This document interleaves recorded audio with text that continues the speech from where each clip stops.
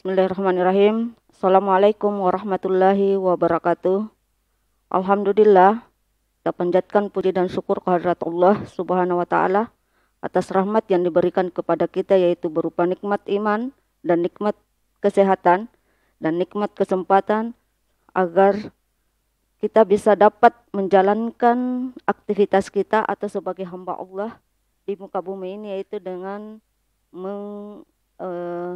sebagai khalifah di muka bumi ini untuk mengikuti materi pembelajaran pendidikan agama dan budi pekerti ya di kelas 11. Sebelum kita memulai materi yang akan kita lakukan, marilah kita sama-sama dulu membaca doa belajar dalam hati supaya apa yang kita lakukan pada hari ini, apa yang kita kerjakan pada hari ini itu bisa mendapat nilai ibadah di sisi Allah Subhanahu wa Ta'ala dan bisa menjadikan tuntunan kepada kita atau ilmu yang diberikan kepada kita sebagai bahan kehidupan dunia dan akhirat. Marilah kita sama-sama membaca doa masing-masing dalam hati. Bismillahirrahmanirrahim. Rabbi zidni ilman warzuqni rahman. Anak-anakku sekalian, sebelum kita memulai juga materi, jangan lupa kita memanjatkan atau membaca surah Al-Fatihah. Marilah kita sama-sama membaca surah Al-Fatihah untuk mendapatkan nikmat Allah Subhanahu wa Ta'ala. Bismillahirrahmanirrahim. Alhamdulillahi rabbil alamin. Ar-Rahmanir-Rahim. Maliki yaumiddin. Iyyaka na'budu wa iyyaka nasta'in. Ihdinas siratal mustaqim, siratal ladzina an'amta 'alaihim ghairil maghdubi 'alaihim waladdallin. Amin. Mudah-mudahan apa yang kita lakukan pada hari ini bisa mendapatkan nikmat oleh Allah Subhanahu wa Ta'ala. Untuk hari ini kita akan masuk ke materi tentang kajian Quran An-Nisa 59 tentang ketaatan. Lanjut. Ya. Di dalam materi atau di dalam pelajaran kali ini kita akan membahas tentang kajian Quran An-Nisa ayat 59 dan hadis tentang memaknai ketaatan secara benar. Lanjut. Adapun kompetensi dasar yang akan kita capai dalam kajian Quran Surah An-Nisa dan hadis tentang memaknai ketaatan secara benar adalah yang pertama, kita membaca Quran Surah An-Nisa ayat 59 serta hadis tentang taat pada aturan. Dua, kita harus menganalisis makna Quran Surah An-Nisa ayat 59 tentang taat kepada aturan. Lanjut. Adapun bunyi Quran Surah An-Nisa ayat 4 ayat 59 tentang memaknai ketaatan secara benar. Tolong diperhatikan semuanya dan disimak baik-baik bacaan tersebut. Mudah-mudahan apa yang kita bacakan itu sesuai dengan kaidah tajwid yang telah ditentukan oleh Allah, yang telah ditentukan oleh para ulama atau tajwid yang benar, dan bacaan kita bisa fasih dan benar dalam membaca ayat ini. A'udzu billahi minasyaitonir rajim. Bismillahirrahmanirrahim. Ya ayyuhalladzina amanu atii'ullaha wa atii'ur rasul wa ulil amri minkum wa in tanaza'tum fi syai'in farudduhu ilallahi war rasul in kuntum tu'minuna billahi wal yawmil akhir. Dzalika khairun wa ahsanu ta'wila. Jadi itulah tadi bacaan surah An-Nisa ayat 59 tentang memaknai ketaatan secara benar. Olehnya itu, pada anak-anakku sekalian, saya minta kepada kalian supaya bisa mengulangi bacaan tersebut dengan benar dan baik, ya, sesuai dengan kaidah tajwid, supaya bacaan kita bisa fasih. Kenapa saya katakan seperti itu? Bahwa dalam membaca Al-Quran itu salah, itu akan kita mendapatkan dosa kecil, ya. Kalau kita membaca Al-Quran salah, itu akan mendapatkan dosa kecil. Di mana dosa itu adalah satu huruf, apabila salah dapat satu dosa. Tetapi dalam membaca ayat Al-Quran, apabila benar dan fasih membaca Al-Quran, satu huruf itu nilainya 10. Jadi 1:10. Jadi maka dari itu saya minta kepada kalian, tolong kepada anak-anakku sekalian supaya bisa membaca Al-Quran secara tartil dan benar.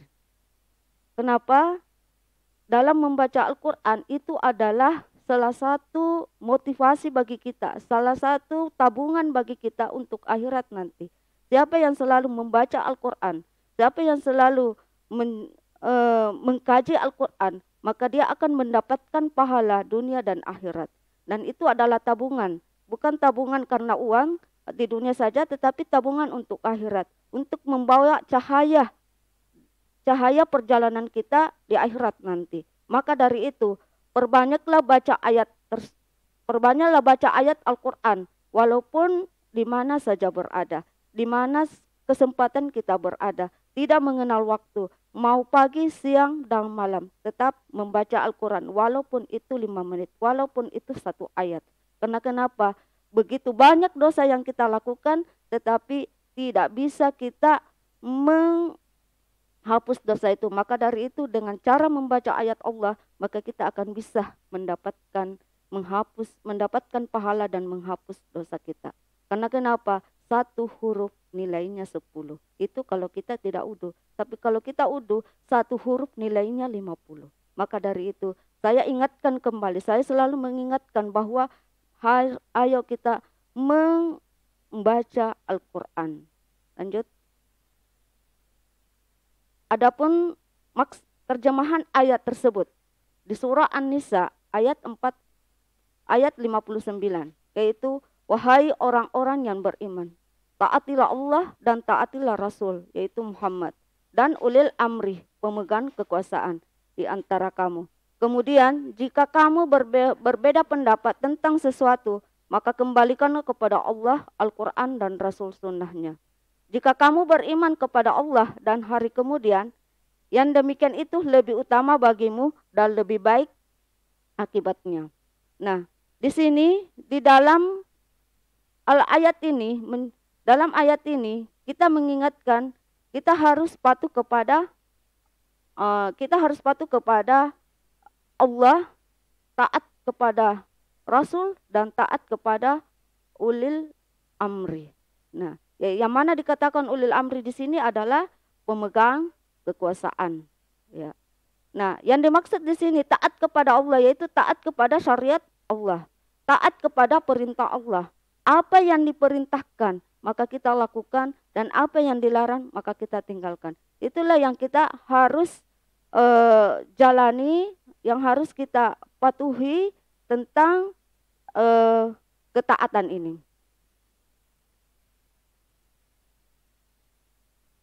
Lanjut. Ya, adapun kandungan ayat, adapun penerapan ilmu tajwid, ya, adapun penerapan ilmu tajwid dalam Al-Qur'an ini adalah yang pertama adalah kalimat ya ayyuhalladzina. Di situ dikatakan mad jaiz munfasil. Alasannya kenapa dikatakan mad jaiz munfasil adalah ada mad asli bertemu alif di luar kata, yaitu seperti ya ayyuha. Di situ mad jaiz munfasil. Maka di dalam membaca ayat itu apabila kita ada tanda baca mad atau panjang, maka kita harus membaca panjang. Kapan kita membaca pendek, maka itu akan salah. Itu salah bacaan dan berubah arti. Maka dari itu, penerapan ilmu tajwid ini ada beberapa ada beberapa ilmu tajwid dalam membaca Al-Quran. Ada yang dikatakan dengan ikhfa, ada yang dikatakan dengan alif lam kamriyah, alif lam syamsiyah, ada dikatakan dengan iklab, ada dikatakan dengan izhar. Ini begitu banyak ya penerapan ilmu tajwid yang harus kita lakukan. Jadi hukum bacaan atau penerapan ilmu tajwid dalam Al-Quran kita harus perhatikan betul-betul. Yang mana yang harus ditanwinkan, yang mana yang harus diidghamkan, yang mana yang harus disamar-samarkan, dan yang mana yang harus kita baca panjang dan pendeknya. Karena itu yang lebih banyak terjadi pada saat kita membaca Al-Quran itu bacaan tajwid yang benar, terutama pada makhrizatul huruf. Ya, yang mana apa yang dikatakan dengan makhrizatul huruf di sini adalah penyebutan huruf yang benar, yang baik. Jangan sampai huruf A dibaca A, ya. Jadi huruf A dibaca A itu sangat jauh berbeda. Kalau memang dia A, maka harus dibaca A. Bagaimana membaca A? Itu A berada pada tengah tenggorokan A, ya. Jangan dibaca A. Ya. Alladzina di sini harus dibaca panjang, ya. Yang kedua adalah amanu, ya. Yang mana hukum bacaan amanu di sini disebutkan adalah mad badal, yaitu adanya huruf alif bertanda baca fathah berdiri. Jadi kata A, ya, A itu harus dibaca panjang, dia termasuk mad badal. Amanu, ya. Yang ketiga adalah tahfim, ya, yaitu yang mana dikatakan di situ tahfim kata atiullah, ya. Kata atiullah, ada kata Allahu, maka lafal jalalah didahului tanda baca dhammah. Maka harus dibaca bacaan tebal, Allahu, bukan Allahu. Ya, jadi wa atiullah, bukan wa atiullah. Jadi kata Allahu harus tebal. Ya, di mana yang mana harus kata Allahu itu harus dibaca tahfim yang tebal apabila ada tanda fathah sebelum tasdid, ya. Ada tanda fathah sebelum tasdid. Yang kedua ada tanda dhammah sebelum tasdid, ya. Seperti qul huwallahu ahad, harus dibaca panjang. Harus dibaca tebal huruf lamnya, ya. Jadi bukan yang kedua ada yang dikatakan ada juga kata Allahu harus dibaca tipis. Yang mana dibaca tipis di situ adalah apabila ada tanda kasrah sebelum kata Allahu. Contohnya bismillahi, ya. Bismillahi di sini kenapa kata Allahunya harus dibaca tipis? Karena ada tanda fathah sebelum kata Allahu. Maka dia harus ditipiskan. Nah, jadi tidak semuanya kata Allahu itu harus bacaan sama semua, tebal. Tetapi ada yang tipis dan ada yang tebal. Itulah yang dikatakan tahfim. Lafal jalalah, ya. Lafal jalalah yang harus kita perhatikan baik-baik. Jadi kalau dia kata Allahunya ada tanda kasrah di bawah, maka dia harus dibaca dengan dibaca tipis. Kalau dia Allahunya harus dibaca tebal, maka sebelum kata Allahu, maka sebelumnya itu bertanda fathah dan dhammah. Yang keempat adalah tanda baca hukum bacaan alif lam kamriyah. Di alif lam kamriyah di sini ada dua, yaitu alif lam kamriyah dan alif lam kamriyah di sini yang mana dikatakan alif lam kamriyah adalah huruf alif yang berhadapan dengan huruf kamriyah. Ya, seperti contohnya al-amri, ya, al-amri. Jadi yang kedua, jadi huruf alif lam kamriyah ini ada alif lam itu ada dua. Ada alif lam kam syamsiyah dan ada alif lam kamriyah. Yang mana termasuk alif lam kamriyah itu adalah apabila sebelum alif lam tidak ada tanda tasdik. Ya, seperti kata alhamdulillah itu termasuk juga kamriyah karena tidak ada tanda tasdik. Kalau syamsiyah itu kata ar-rasuli, ya.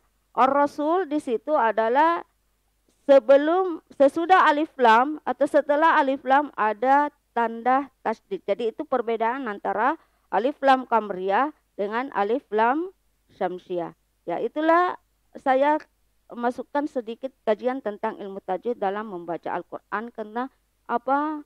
Supaya kita bisa membedakan yang mana harus kita membaca yang benar sesuai dengan kaidah tajwid, apakah itu apakah itu makhrijatul hurufnya maupun hukum bacaan yang lain seperti ikhfa, iklab, idgham bigunna, idgham bila gunna, alif lam kamriyah, alif lam syamsiyah, mat dan qalaqalah. Oke, kita lanjut. Adapun kandungan ayat, ya, dalam surah An-Nisa ayat 59 tentang ketaatan. Dalam ayat ini menjelaskan bahwa yang pertama kita harus taat dan patuh kepada Allah Subhanahu wa taala. Yang mana yang harus kita taati dan patuh kepada Allah Subhanahu wa taala di sini adalah tentang bagaimana memenuhi atau melaksanakan syariat Islam, ya, dengan mengamalkan isi Al-Qur'an. Jadi mengamalkan isi Al-Qur'an, satu ayat saja kita amalkan, Al-Qur'an itu nilainya bukan main. Maka kita harus mengamalkan ayat Al-Qur'an dan meyakini dengan sepenuh hati bahwa semua yang diperintahkan pasti mengandung manfaat. Maka dari itu, apa yang diperintahkan oleh Allah, apa yang diperintahkan oleh Rasul, maka kita harus taati, kita harus lakukan. Tetapi apa yang dilarang oleh Allah, maka kita harus tinggalkan. Karena kenapa? Di dalam kandungan ayat ini, dalam ketaatan tentang kita harus taat pada Allah Subhanahu wa taala, mau mendapatkan surganya Allah, mau mendapatkan kehidupan yang lebih baik di akhirat nanti, maka kita harus taat dan patuh kepada Allah Subhanahu wa taala, yaitu dengan menjalankan perintahnya dan menjauhi larangannya. Melakukan syariat Islam itu, yang mana di dalam syariat Islam itu ada banyak hal aturan yang harus kita lakukan. Ya, yang pertama ya ketaatan itu adalah melakukan sholat. Sholat itu adalah kewajiban bagi kita semua. Jadi itu tidak boleh betul kita tinggalkan. Kapan kita tinggalkan, maka kita akan mendapatkan dosa.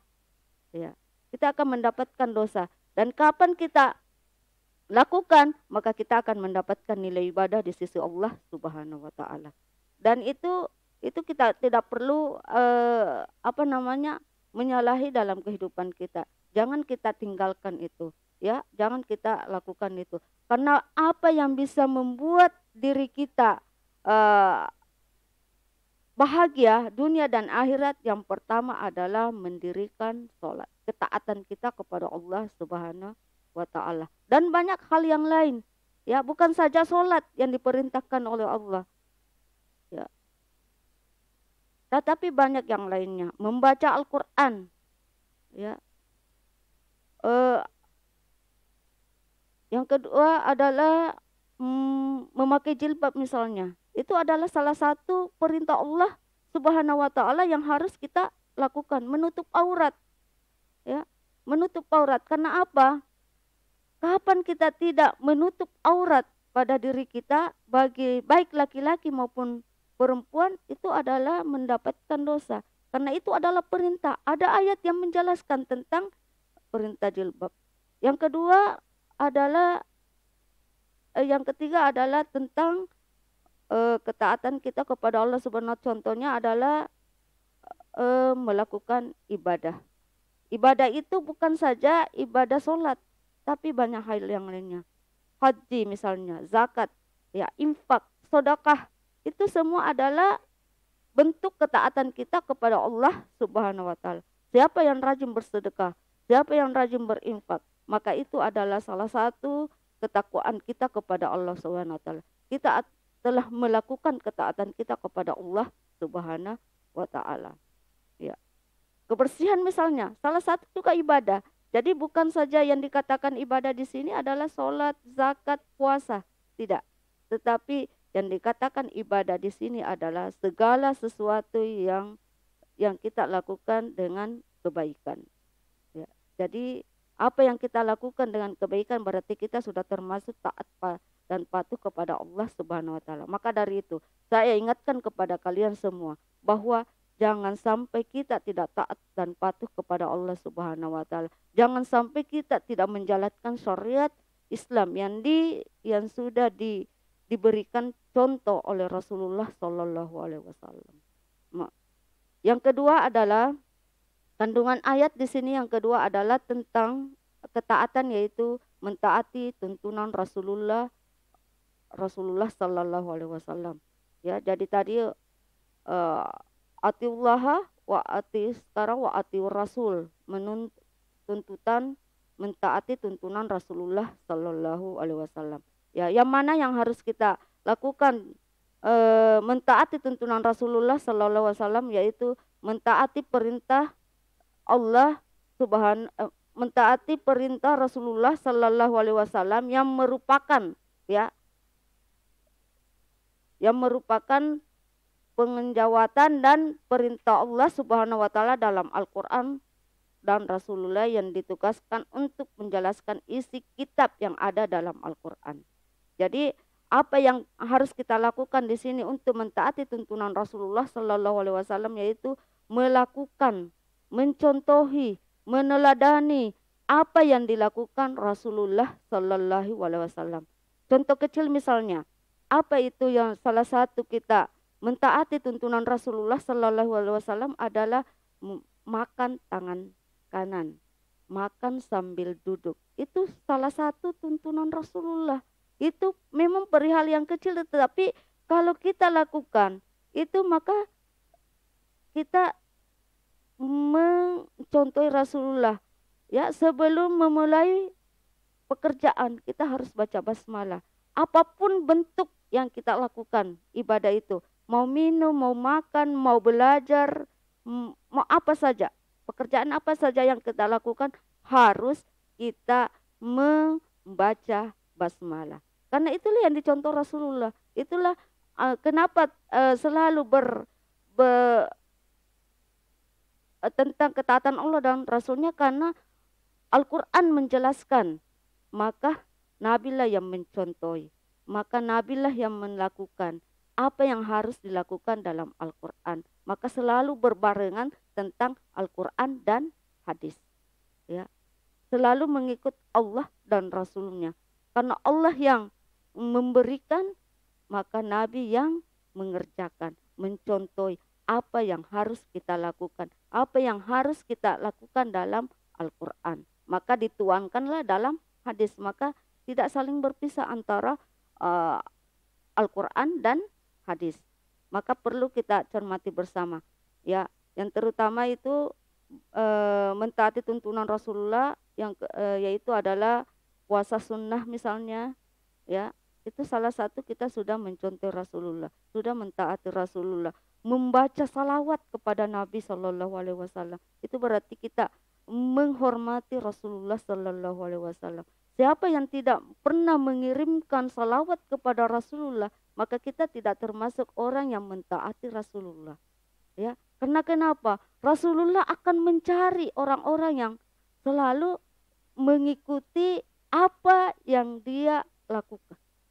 Ya, di akhirat nanti umat Rasulullah akan mencari umatnya. Dia tidak mau masuk surga sebelum mencari umatnya yang selalu mengikuti ketaatan Rasulullah. Contohnya yaitu tadi puasa sunnah. Bukan saja puasa, tetapi hal-hal yang terkecil lah. Kalau kita tidak bisa melakukan salat sunat, puasa sunnah atau apa saja, ya lakukan yang terkecil.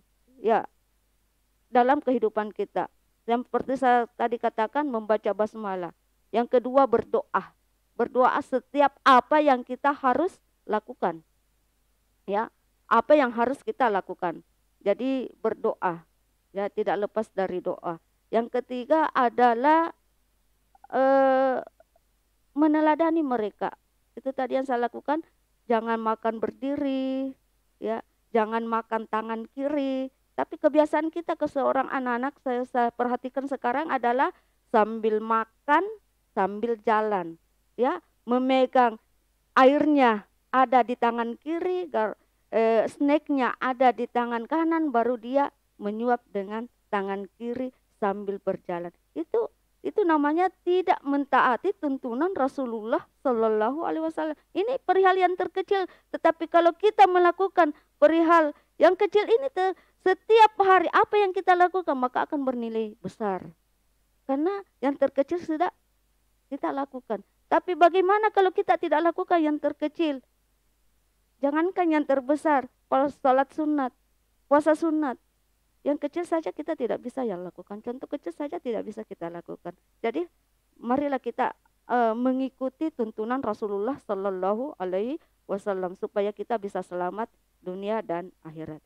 Yang ketiga adalah kandungan ayat yang ketiga tentang surah An-Nisa ayat 59 tentang kata-kata, yaitu mematuhi ketentuan ulil amri.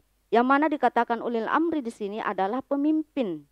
Ya, adapun yang dimaksud taat kepada ulil amri di sini adalah pemimpin. Yang mana pemimpin di situ adalah umara, para pemimpin yang konotasinya adalah pemimpin masalah keduniaan. Ya, yang mana itu bisa disebut bupati, kepala desa, camat, ya, kepala sekolah.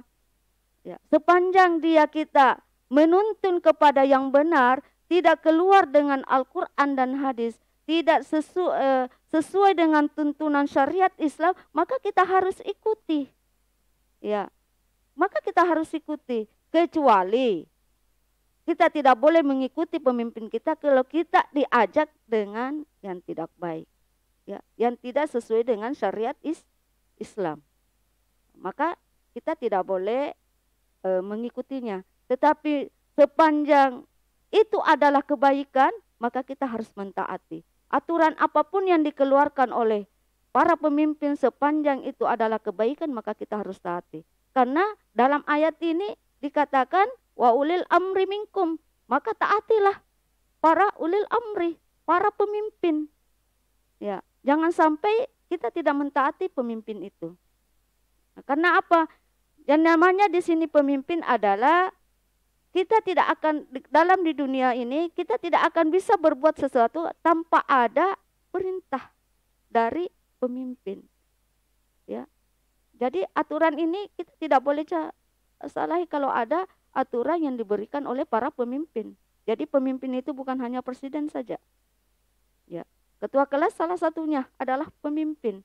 Kita ini manusia adalah pemimpin. Kenapa? Karena kita adalah sebagai seorang khalifah. Apa arti khalifah? Adalah pemimpin. Ya.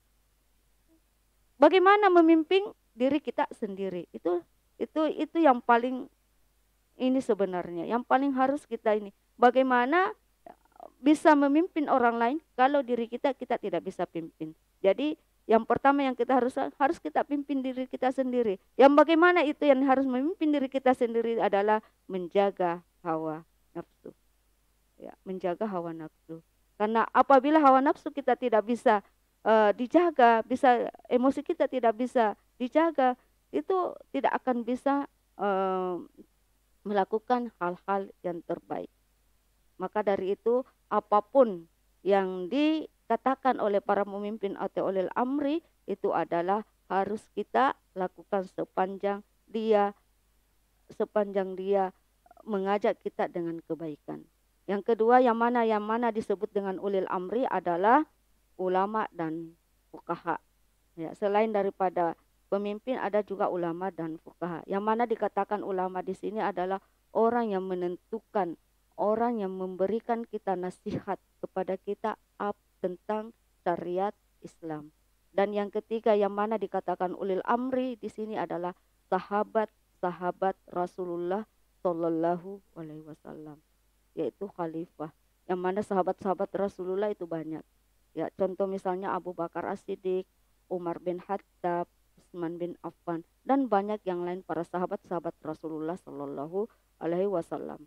Ya, yang keempat, kandungan ayat ini menjelaskan bahwa jika ada masalah, ya, jadi yang disebutkan dalam ayat ini yaitu apabila zalika khairun wa ahsanu ta'wila.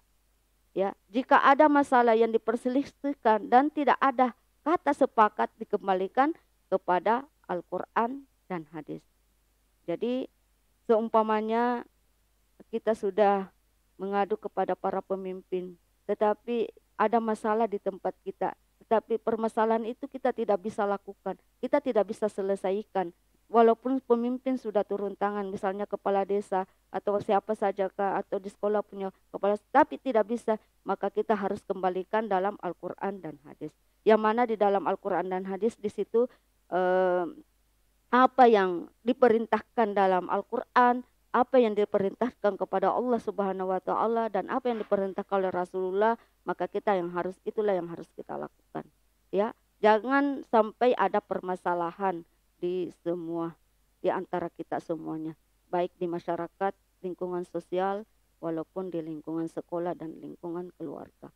Maka kita selesaikan, kembalikan kepada Allah, kembalikan kepada Al-Quran. Kalau ada perselisihan permasalahan yang kita tidak bisa lakukan, ya, kita kembalikan kepada Allah Subhanahu wa taala.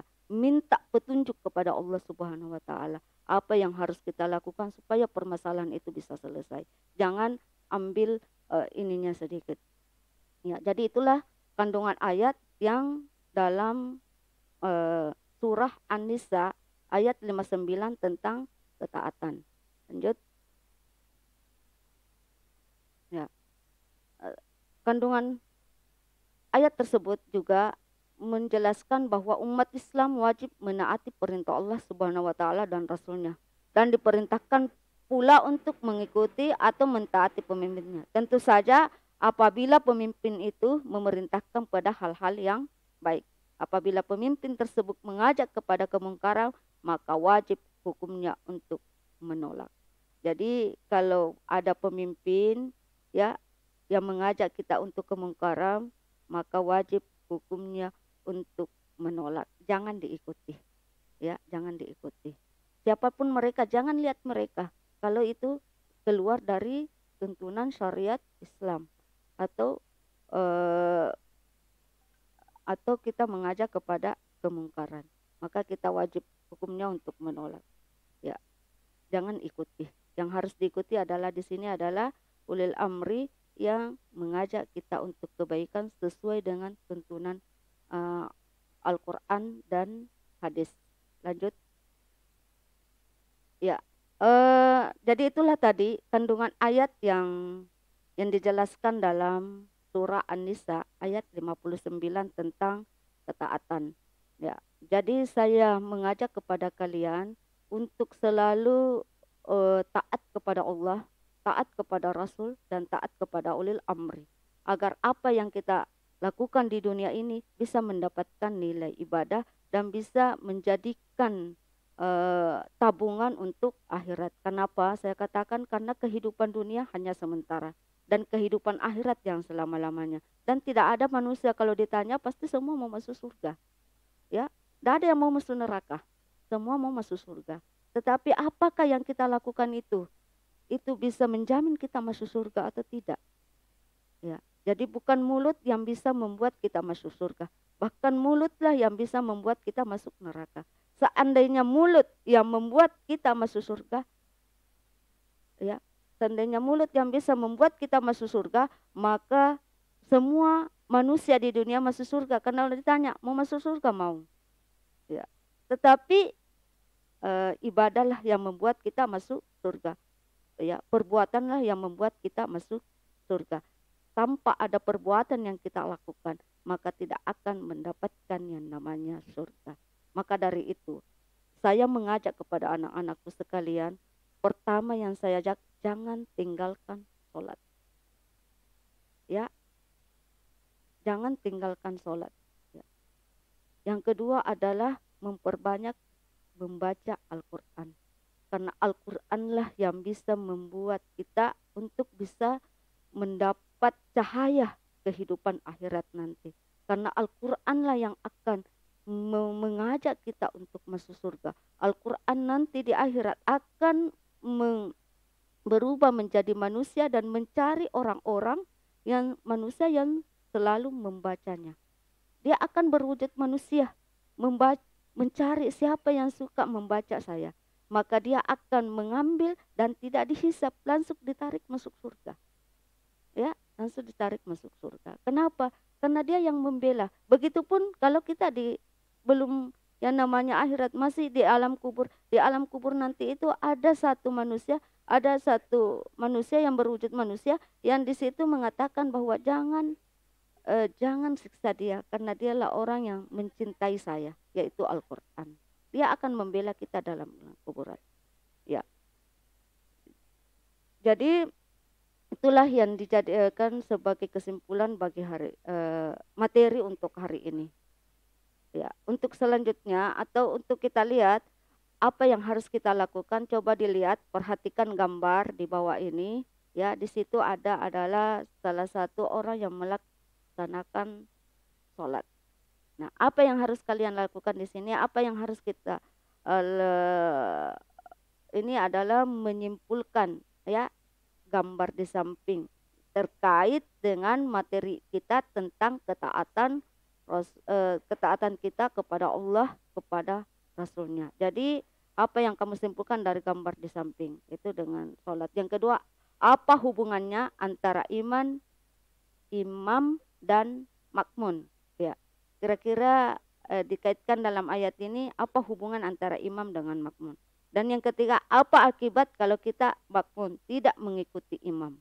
Dan yang keempat, apa akibatnya kalau imam melakukan kesalahan? Ya, maka itulah yang harus kalian lakukan, harus kerjakan apa yang tertera di gambar tersebut. Ya, jadi dikerjakan mulai dari sekarang dan saya kasih waktu sampai 1 minggu ke depan ya untuk menjawab materi gambar yang ada di sini. Mungkin waktu kita cukup sampai di sini. Insya Allah kita lanjut pertemuan berikutnya tentang hadis tentang ketaatan kepada pemimpin, kepada Allah, kepada Rasul dan kepada ulil amri. Jadi sebelum kita menutup materi kita ini, marilah kita sama-sama dulu membaca hamdalah dan doa kafaratul majelis. Alhamdulillahirabbil alamin. Subhanakallahumma wa bihamdika asyhadu an la ilaha illallah anta astaghfiruka wa atubu ilaik. Assalamualaikum warahmatullahi wabarakatuh.